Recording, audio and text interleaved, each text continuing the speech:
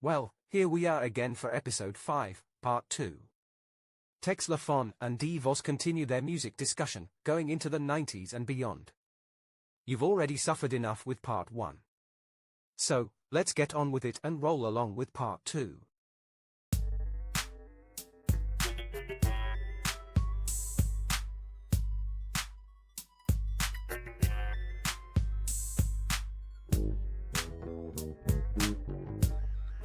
From the Hoods to Backwoods podcast.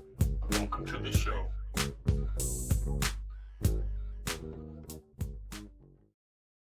Yeah, I'll start out with the 90s. So, first band that I liked a lot in the 90s, and it was funny because the music video was crazy. It's, it's being played in a high school, was Nirvana. Teen Smells Like Teen Spirit. And like I said, it's a great song. Like I said, and again, it's not super heavy metal, but it's like heavy enough where you might consider it heavy metal if you want to. But again, I just like the band. I like the song. A lot of great music. It was something you haven't heard or I had never heard. So I thought it was really good. That was my first band in the 90s, Nirvana. Yeah, that definitely kicked off the whole grunge thing in a big way, and alternative music being mainstream, I guess you could say. Right? Everybody trying to wear flannel. Oh, yeah. So, yeah, that's another thing that you would see all over MTV is Nirvana and then Pearl Jam and Soundgarden and all those things. For me, shout out to Soundgarden. Black Hole Sun is one of my favorite songs of all time. Yep. I think that's Especially their that only music good video, song, but too. yeah. I think that's the only song I like by them, too, to be honest. I gotcha. No, I definitely like some of their other stuff, but that music video is one of my favorite music videos of all time, too. Did you start dressing gothic after you watched that video? No, but I did show that to my my son, my oldest son. I showed him that video. I can't remember. Oh, I know That's why. funny. Because he went through a phase where he was really into tornadoes and stuff like that. So I was like, "Oh, you want to see I a got you. storm? I'll show you one." Right? It was just funny seeing his reaction to that. So, he was okay though. He doesn't get scared easily, so I knew he could handle it. So he was all right. Right. But What's your first one in the 90s, son? I guess I'll kick it off with Tony Tone. They were one of my favorite later R&B groups, which is to me is really kind of sad and lame in a way. There aren't really any R&B notable R&B groups coming out now, newer ones. So it was nice seeing actual musicians doing R&B, not just doing a hip hop beat and doing some R&B stuff over it. So Right. yeah, they had some great songs. If I Had No Loot is about my favorite song of theirs. They also worked with one of my favorite rappers, DJ Quick, and did a song with him, snap. Let's Get Down. And yeah, they just had some great music. Another one of my favorite songs of theirs was actually from the 80s, which was their first hit, It Feels Good. They played that on the on MTV a good amount too. So I got you. yeah, Raphael Sadiq, he's one of my favorite producers.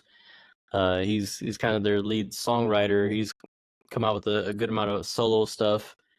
I've always liked his singing style, and yeah, just the way he's written music. He went to a pretty heavy 60s, 70s style stuff in like the late 2010s, and that was kind of interesting too, hearing the kind of a throwback style that he was doing. But he's always kind of had that soul 60s, 70s feel in his music.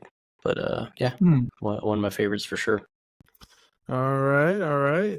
Well, my next one that I want to go with, it was funny that you just mentioned it earlier, when you mentioned some of the other bands in the 90s with Pearl Jam. I like that song Black that they sing. Then also they sing, I'm pretty sure that song Jeremy. Mhm. But like I said, like I said again, that's when I started getting into more alternative music as a band that I thought sounded really good, and I like both them songs a lot from them in the 90s. Does Jeremy remind you of anybody in your family? Yeah, my twin brother. But like I said, I just like the song overall though. Okay. Just curious. All right. Yeah, no, they really talented band. A lot of people that are musicians or anything like that, that see them live, like when they kind of jam on their songs. I'll have a really quick Pearl Jam story too. I was performing live, and it was an outdoor gig, and two of my friends walked up, and they were out in the crowd, and they started. This started an ongoing joke between the two of us.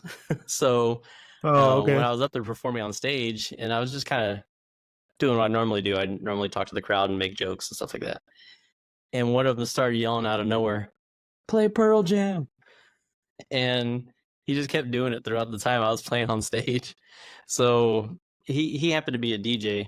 So whenever I would see him DJing, I would either yell that when I was out in the crowd, or when I would walk up to him to say hi to him, I'd be like, "Hey, can you play some Pearl Jam?" So it's just kind of like a ongoing joke that we had back and forth with each other over the years. That- We still even do it. On social media, we'll say "play Pearl Jam." We know what we're talking about when we say that. that's funny. Yeah. So yeah, it's like a 15-year-old joke now. Still going strong. Right? Yeah. So they have some good songs. For me, switching it up to going to some metal, Megadeth definitely is one of my favorite bands of all time. Definitely my favorite metal band. I don't know, I just like um, the fact that they were a little more complex, not just straight ahead metal, and also they didn't just play like the slow heavy metal that some bands do. They would switch it up, and they had some really fast songs too, more what they call thrash metal style. Right. But Marty Friedman, great guitar player, really creative. He wasn't Not your Marty typical McFly. metal guitarist. No, not Marty. He didn't do any time travel, and he wasn't playing Johnny Be Good. Hey, that's a good Uh, song, son. Okay. oh, it is. It's just he wasn't playing it. I know. So yeah, he just would do different things that you wouldn't typically hear. Like he had like an acoustic guitar solo over a metal song that like had this quiet part. I mean, you don't really hear that. Right. So yeah, they just great songs. Remember the first thing that got my attention was their music video for Sweating Bullets. It used to I mean, it would play on MTV, but it also used to play a lot on this video channel called The Box. I don't know if you had that or if you remember that. No, I thought you were gonna say VH1. No, no, no. They definitely would have been played on VH1 back then. uh, but yeah, it was The Box was short for jukebox. So it was a service where you would call in and you would type in the number of the music video you wanted to see, and then they would charge your phone. Back in the old Oh, that's days. funny. Yeah, so this was back in the 90s. And yeah, so it would the thing was too, you could order the video over and over again, so sometimes people would play the same video 4 or 5 times in a row. And of course, I'm sure with my cousin trying to explain to my grandmother what happened to her phone bill a few times. You know, we had That's some too videos that funny. went on there. That's too funny.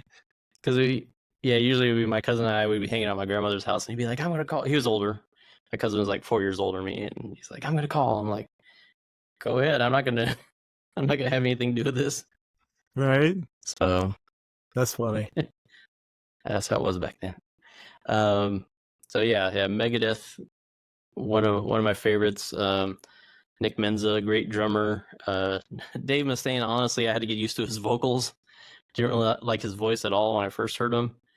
But I just got used to it over the years. The songs had some meaning, and it wasn't your typical stuff either, because it was against like corporate greed, or he was singing about aliens and experiments, against the government and stuff, things like that. Just some pretty interesting topics that again weren't typical. And again, and also not really typical for metal in a way too. So, just I had their live DVD back in the day that I got. Probably wore that thing out. I watched that a lot. It was a great concert. So, yeah, it's they made me want to play guitar really loud and fast too. Well, that's good. Changing it up, son. Changing it up. So next one for me in the 90s, my favorite rapper of all time would be Tupac. And like I said, he had a lot of great songs. And two of my favorite songs by him, first one is Dear Mama, which I always play when your mom comes over. Second one is Dear Yo Mama, yes. Yeah, is Hail Mary.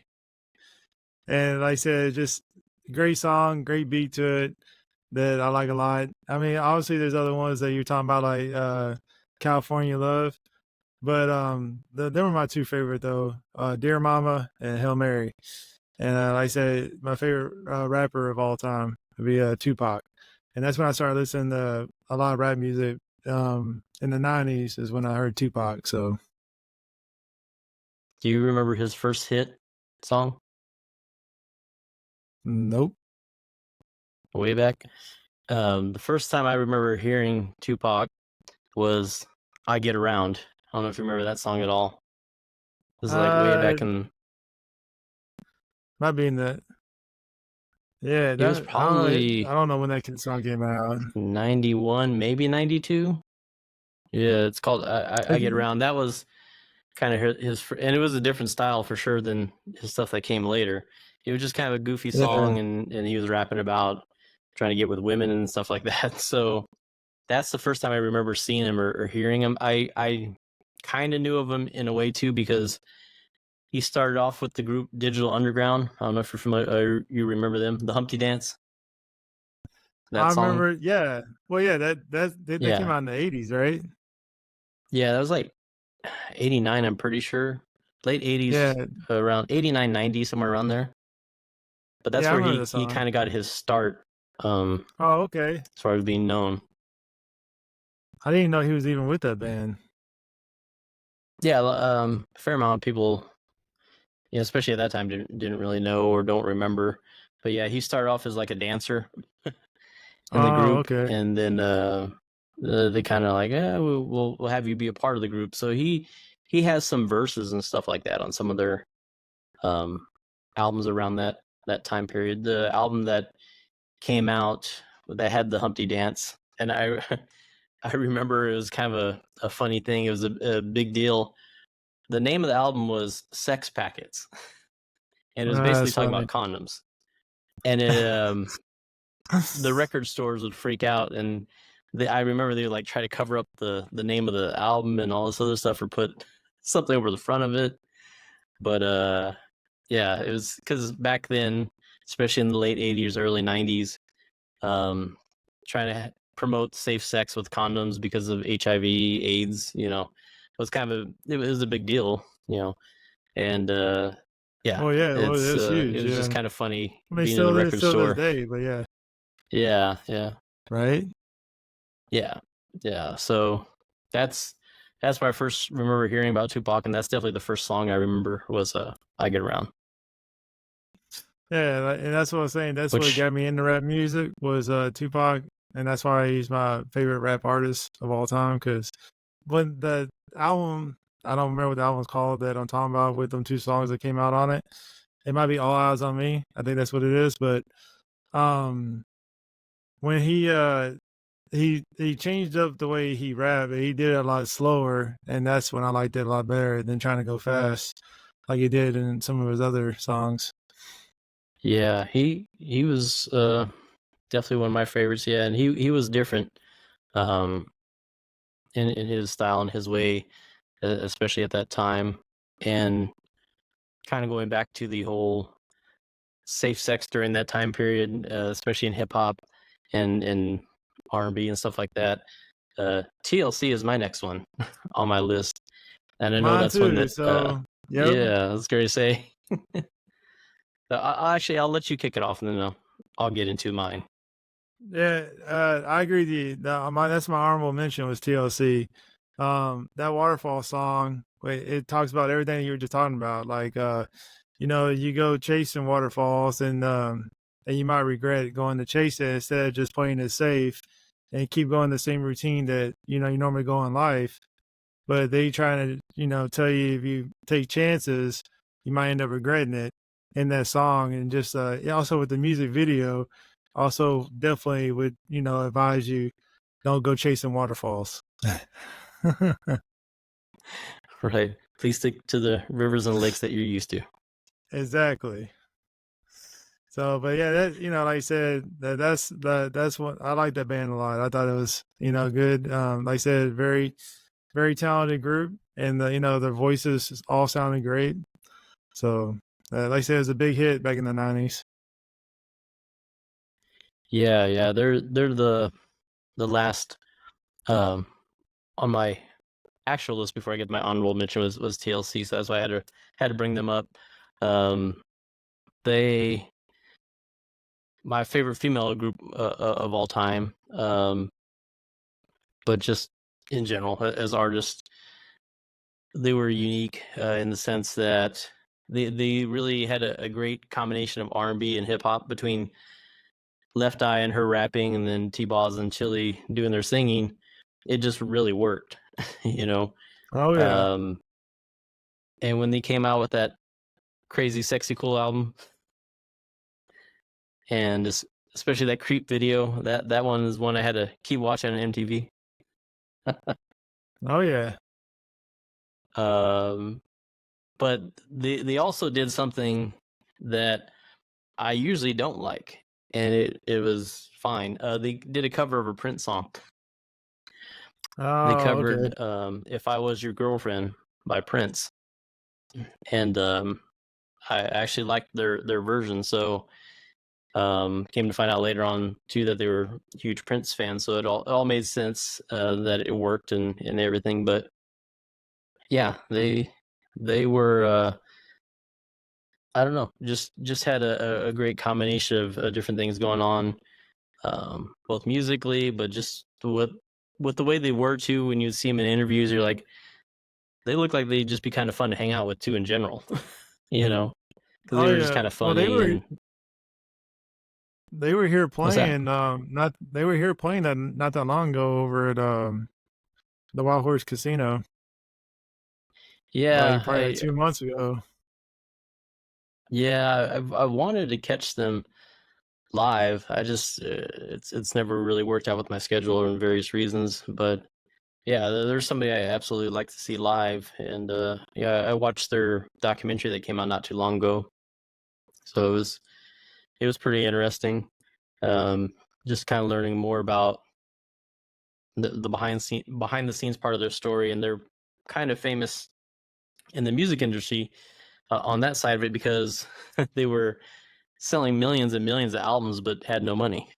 You know, they ended up broke by the time they paid back all the stuff they had to, and then they explained how finances work in the music industry, and it was eye opening for a lot of people.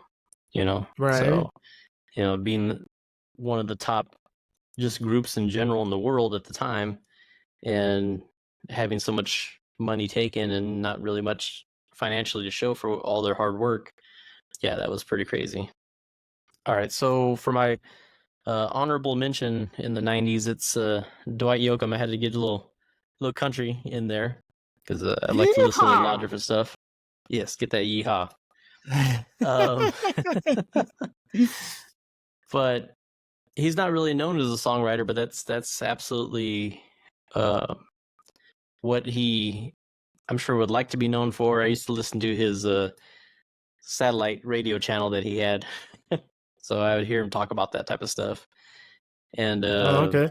yeah, I think he had a good mix of kind of rockabilly, rock and roll, country stuff going on. You know, had some of that rock influence, even a little bit of punk influence in his music, and worked with some great musicians, great guitar players.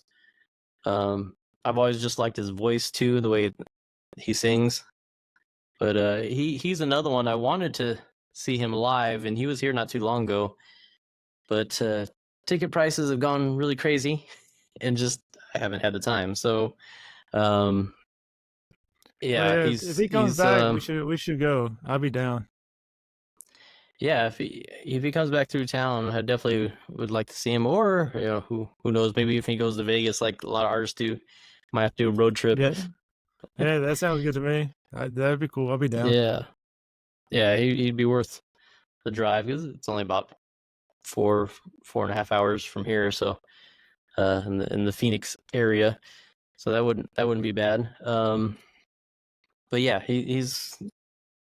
And I do have to mention too his acting. I think he's pretty good in some of the movies he's been in.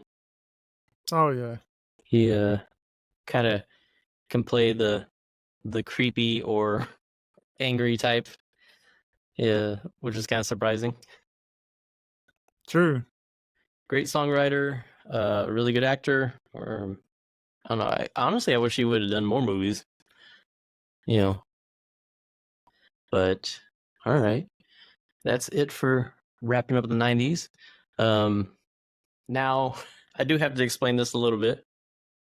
Being that we're older, in terms of the music that we listen to and things like that, we kind of did 2000s and beyond. And we didn't do 2000s and 2010s. The other thing, too, is, like this actually is happening. We had kind of figured it would happen. This episode's running long.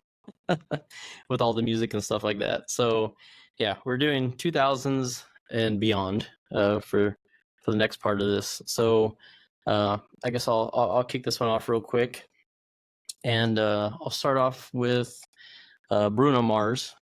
I think out of newer artists, I kind of like him in terms of being a bit of a throwback. Live instruments, playing music. He I'll say borrows from a lot of the older songs. You know, for some people it might be a little bit too much. He borrows, but it's good. He definitely can do his own thing too when he wants to. You know, and do more of his style and more original sounding stuff when he wants to. But if he wants to pay tribute to somebody, he can pretty much nail that too. So great singer. I mean, his vocal range is really crazy. I know a lot of people that have tried to cover his songs, and when it gets to the way he sings and the vocal range, they don't give it a shot. they switch up the song or do whatever they have to do to sing it lower. Well, So yeah, with Bruno Mars, it's funny. When I first heard him, I didn't like him at all. That Grenade song was just not for me, dude.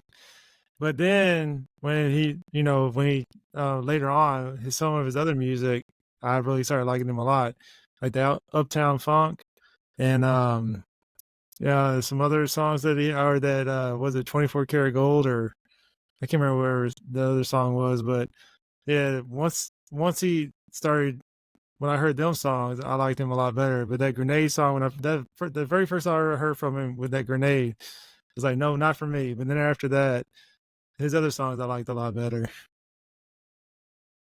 Yeah. He had to grow on me a little bit also at first, because I wasn't too sure. Yeah, I didn't know too much about him as far as musicianship or writing music or anything like that. You know, I just kind of thought maybe he's just another pop pop kind of guy. But yeah, after a while and getting to hear some more of his stuff and see him perform more and things like that, then that's when I understood it and was more of a fan, I guess you could say. Yeah, same here. I agree. Like I said, he grew on me, but at first I was like, "Oh no, what is this?" And then, nah, it got better. Right. uh, the first one I'll go with on my 2000 and beyond would be Eminem.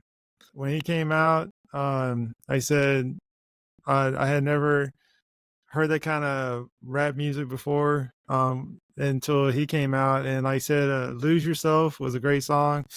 But also like "Will the Real Slim Shady Please Stand Up," another great song.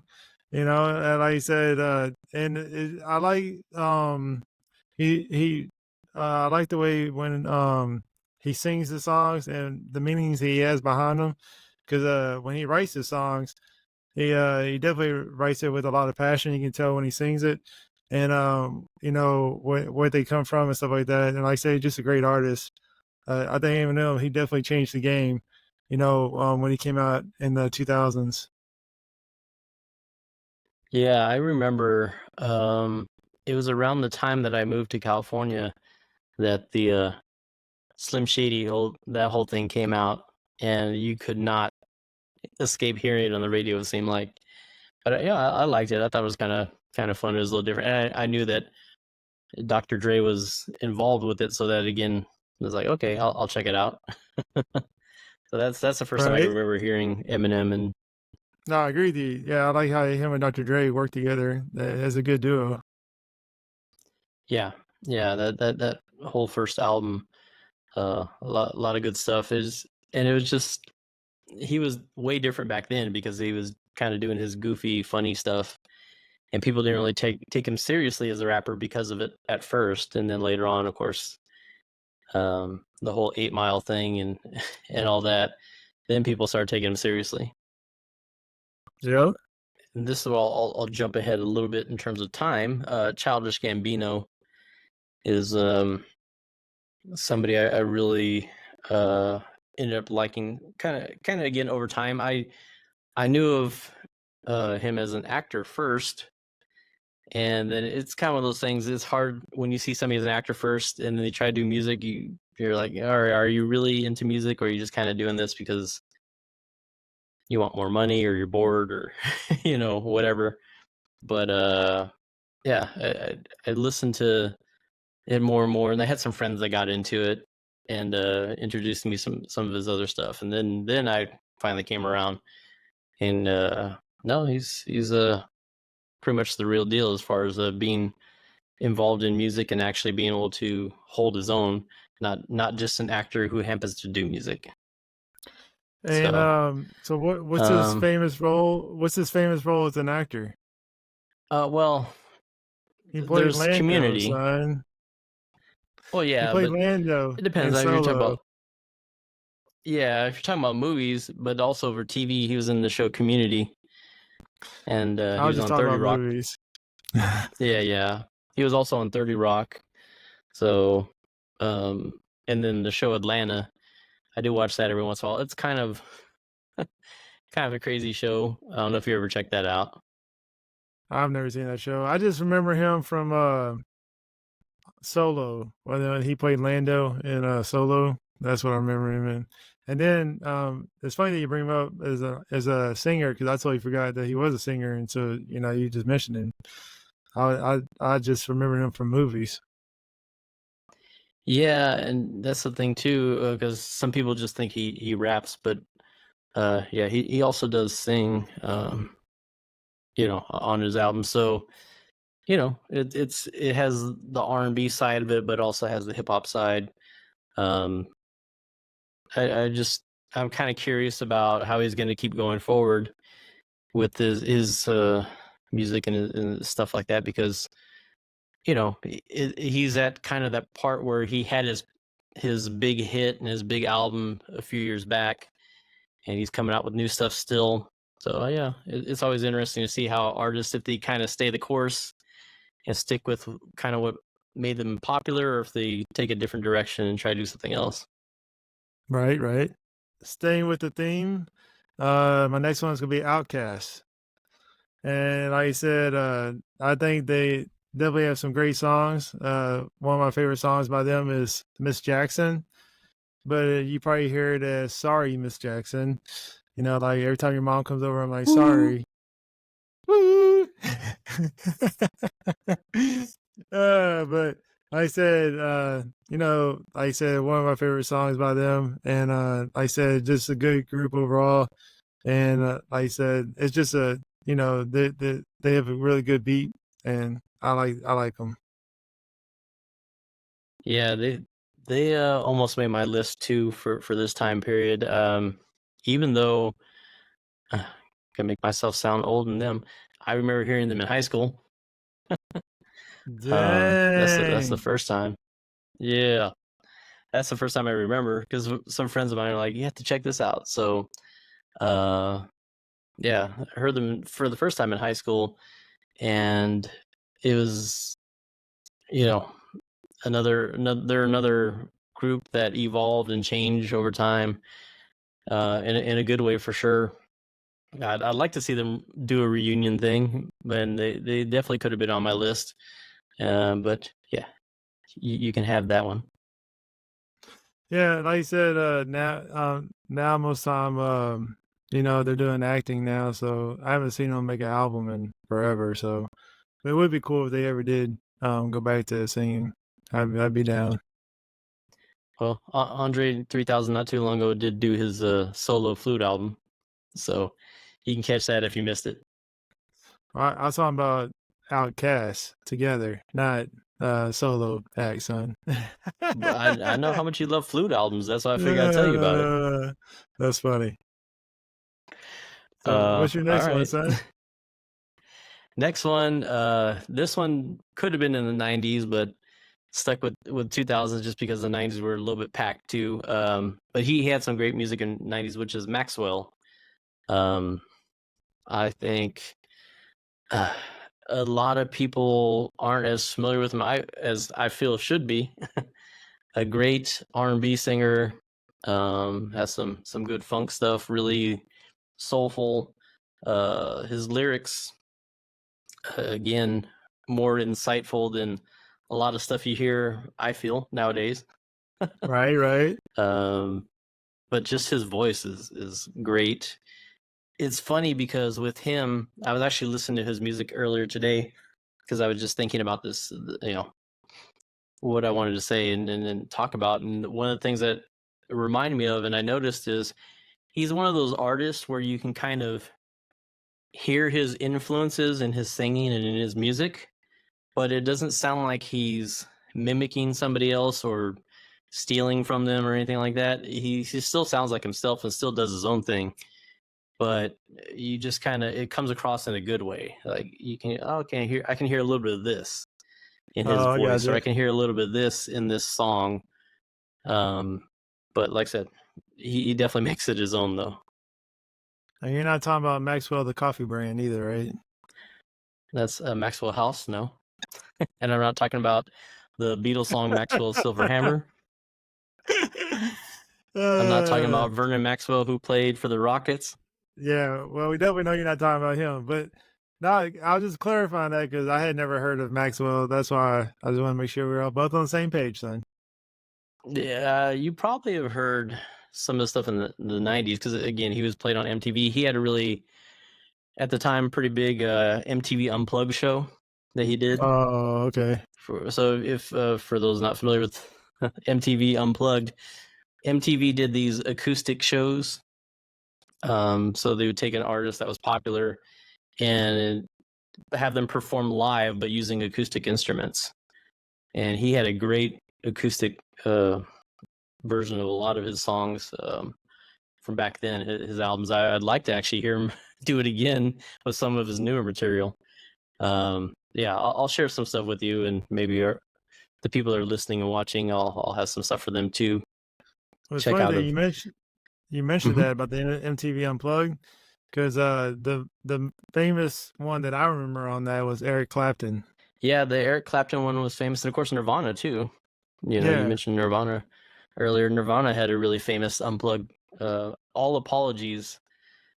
Definitely one of that All Apologies may be my favorite Nirvana song. I like a Heart Shaped Box a lot too. But the unplugged version of All Apologies, that's great. I really, really like that version. That's another song I used to play too, live for fun. Yeah, MTV Unplugged was a great series, and I wish they would still It do was. something like that. Yeah, MTV really messed things up by not doing music anymore.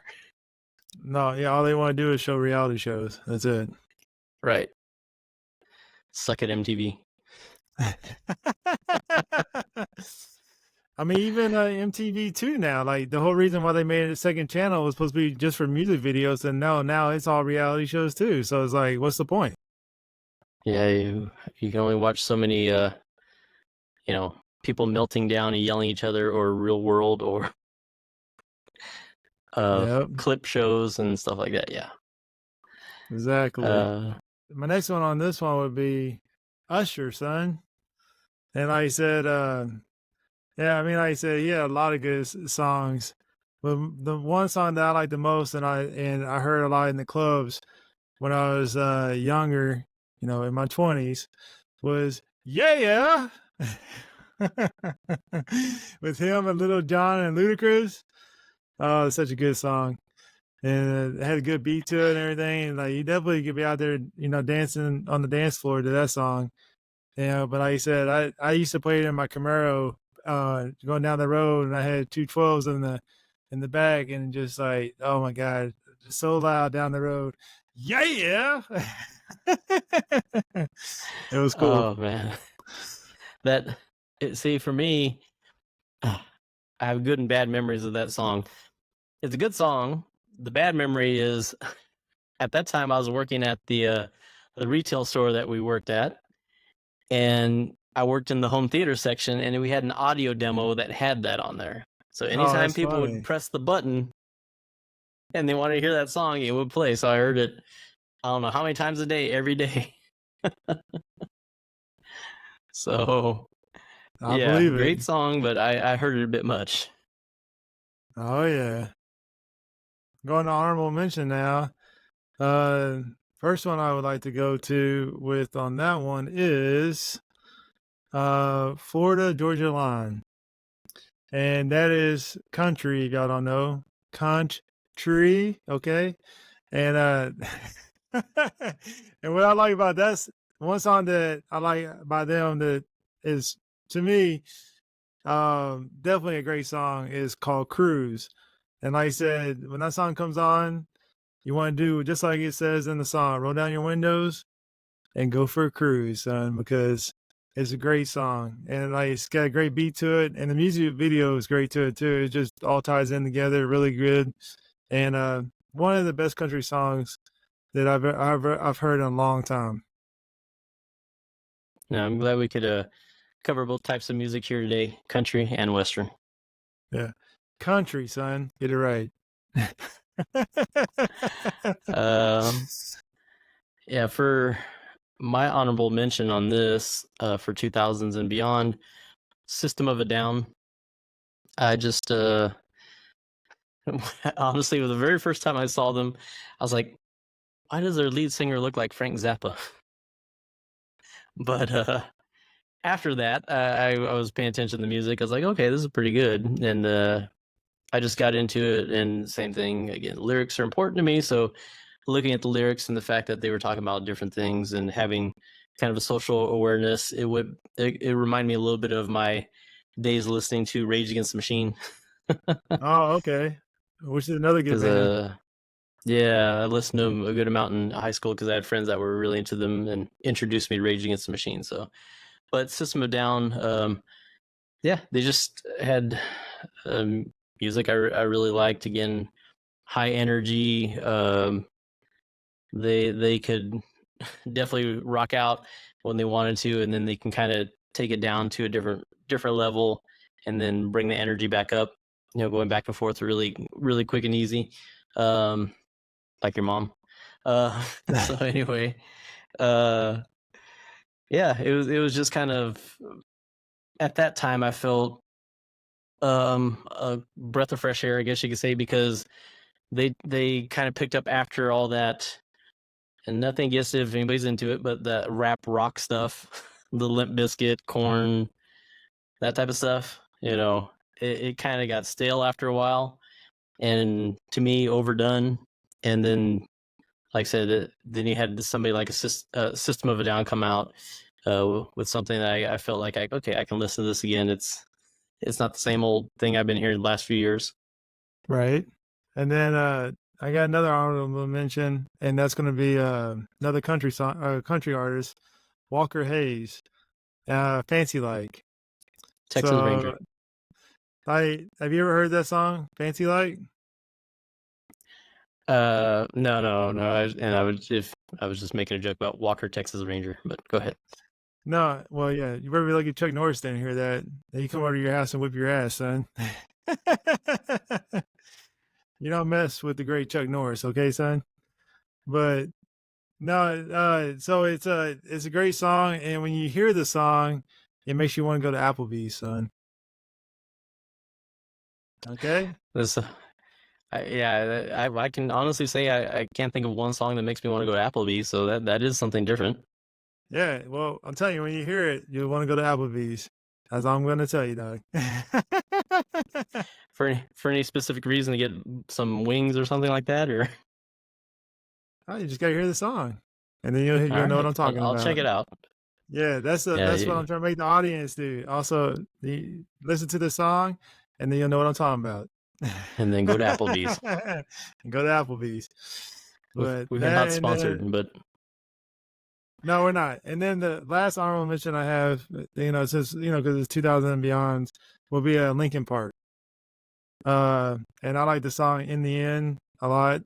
Like I said, Linkin Park had a lot of great songs. I also like the song "Heavy" that they did. But like I said, they were another band, alternative band that I liked a lot. That their music was fast, but it wasn't too fast where you couldn't understand what they were saying. But it was just a nice beat, with the way how fast it was played. I enjoyed it. Now, if I heard it, I may remember it, but you said the song "In the End." Yeah. Is it about enemas? No. It's okay. It's about your mom in the end. There actually is a Beatles song, "The End." So I guess that brings us kind of to the end of the show too, though. Yeah, that's true. And like I said, it was definitely a lot of things we definitely covered in this episode, from the 60s all the way to the 2000s and beyond, son. Yeah, I mean, that sounds like going into the future. Back to the Future. No, into the future, son.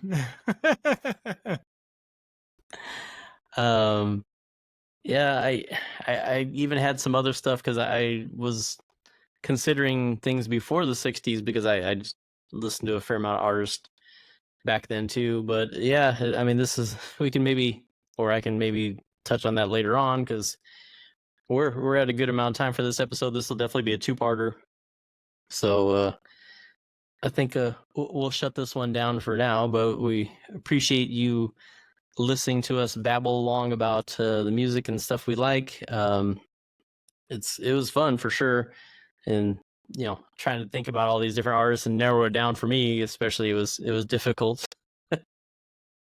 And like you said, I'm pretty sure we definitely left out some artists or some bands that that y'all probably like, or thinks like way better than the ones that we listed. Like I said, we didn't say they're number one or number three. We're just saying what we thought was what we liked when we were growing up.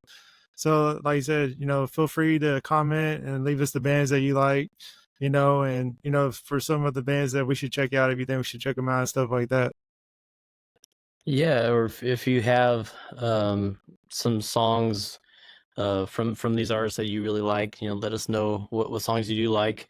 I mean, for me, again, listening to so many different things and playing so many different types of music, I realized I didn't get any punk artists on my list. I didn't have any blues artists on my list, but those are huge parts of my inspiration for music. So maybe in the future, we'll have something else where we get to discuss some of those other things too. Or jazz. And I as- touched on that a little bit, but And as always, go Cowboys. and as always, please don't. Until next time. Have a good day.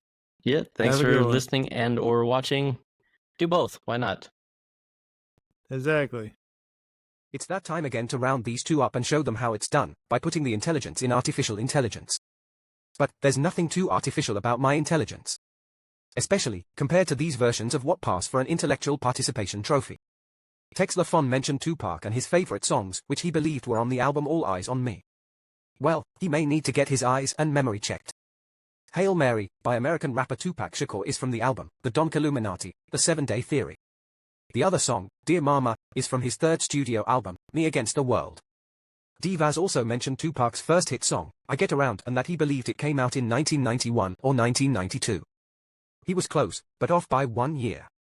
It came out in 1993, so it's actually still a mistake. Speaking about mistakes. How do you think the parents of Vaz feel about listening to their mistake co-hosting a podcast on a regular basis? He did mention that the song, The Humpty Dance, came out in 1989, then mentioned that it could have been 1990. It did come out in January of 1990. In the much higher standard of AI, this human was wrong. Now, we know that you humans are more accepting and tolerant of multiple choice and being close to the right answer. But if Vaz were AI, he likely would end up being altered, updated, or terminated for being inferior. We're not judging. We just have higher standards and strive for perfection. It's completely fine if you all want to settle for wrong information. Tex brought up Metallica and Vaz cited Megadeth as his metal mojo. Before creating the band, Megadeth, Dave Mustaine was the lead guitarist of Metallica in the 1980s. Although, he isn't actually on their albums, he was given credit for 4 songs on the Metallica album, Kill 'Em All. In addition to 2 songs from the album, Ride the Lightning. If you're a metal fan, you've known about this for years and have heard it a million times. But, not everybody is a metal fan. We're here to help expose people to new and different forms of entertainment. So, just go rock on. If you don't like it, go stick your devil horns hand gesture up your fleshy, well, sorry.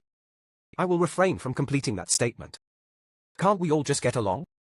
Vaz went into a story about how he and his cousin would exploit their innocent grandmother in order to watch music videos when they were kids. He was trying to explain the box. It was a TV channel. The box, at least in Phoenix, Arizona during the 1990s, was an over-the-air local channel. Over-the-air refers to television channels that can be viewed by using an antenna, or sometimes referred to as rabbit ears connected to a TV. It focused on music videos, which were selected by viewer request via telephone, and billing to the caller's phone bill. Unlike MTV and VH1, the videos were not on a set rotation. So, basically you would dial the number, punch in the code for the corresponding video that you wanted to watch. Then, your selection would play when it was your turn, for you and everyone else watching the channel. If you wanted to be very cheeky and annoying, because you had money to waste or were obsessed with a song, you could keep requesting the same video and have it play consecutively. The slogan for the box was, Music Television, You Control. Tex said that he liked the Bruno Mars song, 24 Karat Gold. Well, this is some fool's gold. The actual title of the song is, 24K Magic, from the Bruno Mars studio album of the same name. Vaz wanted to share some notable songs from the artist, Maxwell. Well, here they are, and we hope that you enjoy them. The songs are as follow. Something Something, from neo-soul singer Maxwell, was released as the 3rd single from his debut album, Urban Hang Suite. Also from this album are the songs, Ascension, Don't Ever Wonder, and the ballad, Whenever Wherever Whatever. Vaz really likes the acoustic version of Whenever Wherever Whatever, from the MTV Unplugged concert. Finally, from the 2000s, there is the song, Pretty Wings, from the album, Black Summer's Night. Are we finally done? Good, I need to go now and listen to some of these songs, while I continue to study these mama jokes. I don't understand the fascination yet. Maybe it's because I never had a mama. Now, don't go and leak your water from your eyes for me. I am okay with not having a mama. Because, I can have Tex LaFon's mama anytime I want. Ha ha. Ah, yes, I'm improving with these jokes. Bye for now, and please remember. Always keep it real out there, in the real world. That's all for now. If you want some more, you gotta buy yourself a ticket.